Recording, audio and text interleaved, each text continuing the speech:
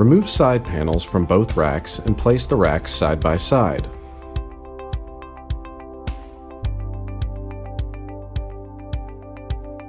Remove the door of one rack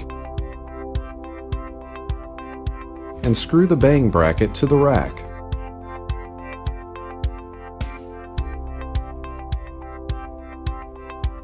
Attach the bracket to the other rack.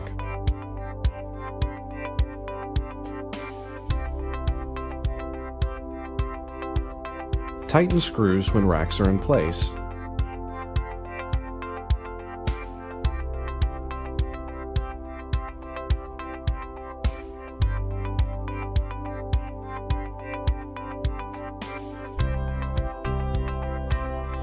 Reattach the rack door.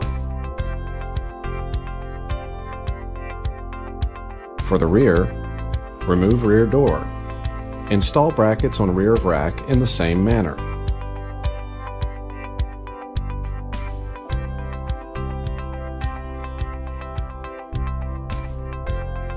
Replace the door.